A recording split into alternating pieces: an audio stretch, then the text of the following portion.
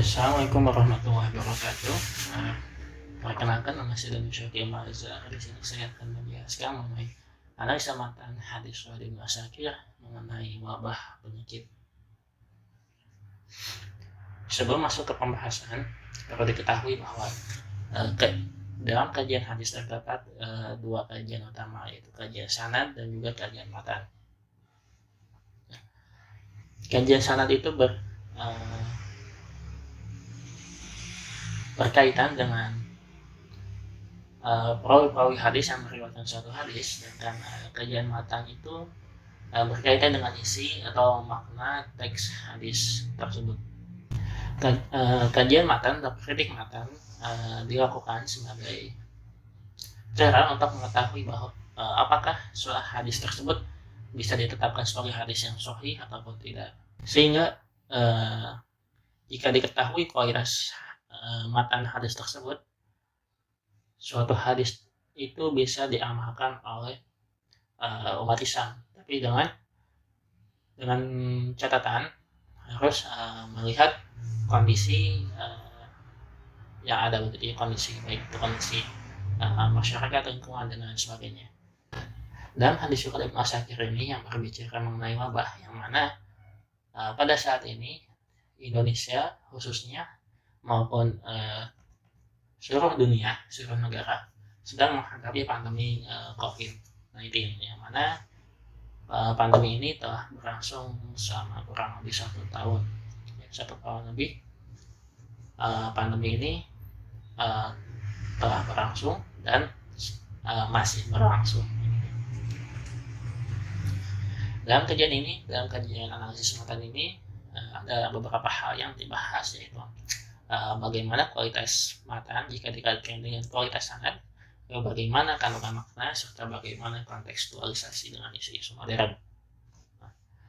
Poin yang pertama itu kaitan atau hubungan kesahihan matan dengan kesahihan sanad. Seperti yang diketahui bahwa kajian sanad dan matan itu merupakan kajian yang tidak dapat dipisahkan dalam studi hadis, sehingga satu sama lain saling berkaitan, ibarat dua sisi koin yang tidak bisa dipisahkan begitu. Jika dilihat dari aspek sanadnya, dalam hadis Ibnu Asakir ini terdapat 11 perawi yang meriwayatkan hadis tersebut, mulai dari tingkat sahabat hingga murid, yaitu Ibnu Asakir. Ke-11 perawi ini tidak semuanya memiliki kualitas yang sikot, yaitu dimana kualitas yang dibutuhkan oleh seorang perawi jika ingin hadis tersebut berkualitas sahih, begitu ya. Karena syarat hadis sahih itu sendiri ada beberapa, di antaranya itu perawinya yang adil dan dhabit, begitu. Jika perawi yang adil dan dhabit, maka perawi tersebut bisa dikatakan sebagai perawi yang sikot, begitu. Namun sebaliknya, jika tidak memenuhi kriteria tersebut, maka perawi tersebut bukan perawi yang dhaif. Dalam rangkaian sanad ini terdapat 11 perawi, yang dimana ada beberapa perawi yang memiliki kualitas yang majhul, bahkan ada satu yang memiliki kualitas yang tertuduh dusta, begitu. Dengan adanya perawi yang majhul dan tertuduh dusta, otomatis maka kualitas sanad hadis tersebut menjadi dhaif, dikarenakan tidak memenuhi kriteria hadis yang sahih, yang mana memerlukan perawi yang dhabit dan adil, begitu. Jika perawi yang pemahamannya saja bisa turun derajatnya menjadi hasan, apalagi jika ada beberapa perawi yang dhaif, begitu ya, otomatis maka kualitas sanad hadis tersebut juga menjadi dhaif. Ini berkaitan dengan kualitas matanya. Jika dikaitkan dengan kualitas sanadnya tadi, maka kualitas matanya pun ikut menjadi dhaif, begitu. Dengan demikian, kesimpulannya, sanad hadis riwayat Ibnu Asakir ini merupakan sanad yang dhaif, yang mana juga memengaruhi kualitas matan menjadi dhaif, begitu.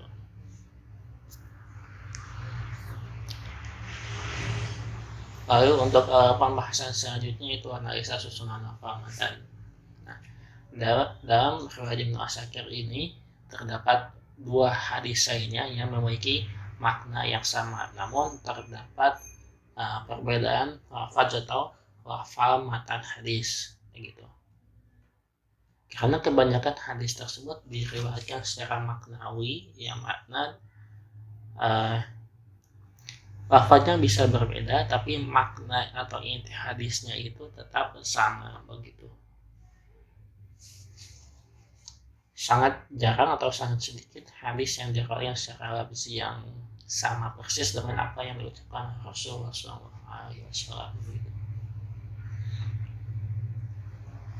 Nah,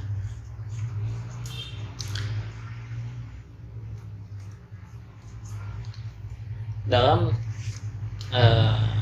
karena hadis ini merupakan hadis yang berbicara mengenai wabah, maka menurut penulis ada suatu kata yang perlu diketahui bahwa yaitu kata ahadun, yang mana jika secara bahasa diterjemahkan memiliki terjemah atau arti rintangan, gangguan fisik, cacat dan kelainan bentuk. Adapun dalam kitab lisan Arab, kata ahadun itu sendiri semakna dengan afah, yang berarti epidemi, wabah, penyakit pes dan hama gitu. Jika dipahami dari terjemah tersebut, kata ahadun itu berarti suatu penyakit atau hama yang mengakibatkan gangguan fisik, kecacatan atau hingga kelainan bentuk, baik itu menyerang hewan, tumbuhan ataupun manusia. Tetapi akibat dari wabah atau hama itu memiliki dampak negatif yang besar bagi kehidupan manusia begitu ya. Lalu perbedaan nafas yang ada dalam ketiga hadis tersebut ya. Hadis yang pertama dan ketiga itu yang diriwayatkan oleh Ibnu Asakir dan Ibnu Adi menggunakan lafaz anzal, yang mana merupakan fi'il madhi ma'lum yang disebutkan secara jelas pelakunya ataupun fa'ilnya. Sedangkan pada hadis yang kedua tadi menggunakan lafaz unzilat, yaitu fi'il madhi majhul yang tidak disebutkan fa'ilnya begitu, sehingga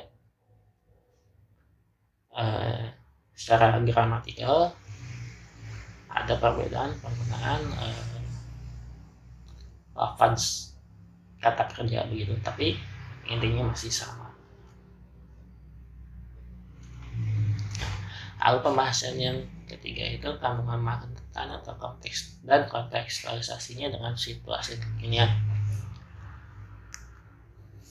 Kandungan matan hadis tersebut ya berisi mengenai Allah akan menurunkan suatu penyakit kepada penduduk bumi, namun akan dipalingkan dari orang yang meramaikan masjid begitu. Nah, kebanyakan umat Islam memahaminya jika kita meramaikan masjid banyak beribadah, kita akan dijauhkan dari pandemi atau wabah yang sedang melanda begitu. Namun kenyataannya dengan pandemi yang ada sekarang, yaitu COVID-19, yang mana menular secara cepat dan bisa lewat apa saja, berkumpul dengan banyak orang itu bisa menjadi suatu katalis yang mengakibatkan virus tersebut menjadi lebih meluas secara masif gitu. Artinya pada saat ini kita tidak bisa berkumpul dengan banyak orang, dikarenakan jika berkumpul dengan banyak orang lainnya itu bisa menimbulkan penyebaran virus yang lebih luas begitu, sehingga konteks matan ini tidak sesuai dengan situasi yang ada begitu, di mana kita sebagai manusia dihimbau oleh baik itu pemerintah ataupun pemuka agama untuk menaati protokol kesehatan seperti menjaga jarak, memakai masker, dan mencuci tangan begitu, sehingga penyebaran virus bisa ditekan. Otomatis maka kandungan matan hadis ini yang membahas bahwa suatu penyakit akan dipalingkan dari orang yang meramaikan masjid itu tidak sesuai dengan kondisi kekinian. Oke, begitu. Maka akhir kesimpulannya itu hadis surat Ibn Asakir ini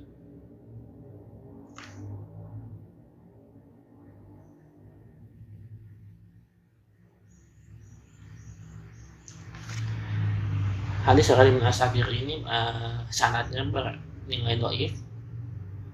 Ya. Lalu kandungan matan hadis di atas berbicara mengenai wabah, hama, atau penyakit yang menimpa penduduk bumi, dan kontekstualisasinya yaitu tidak relevan dengan kondisi yang ada, yang haruskan satu sama lain saling menjaga jarak dan menghindari kerumunan tentunya. Oke. Mungkin sekian pembahasan dari saya. Mohon maaf apabila terdapat kesalahan. Akhir kata, wassalamualaikum warahmatullahi wabarakatuh.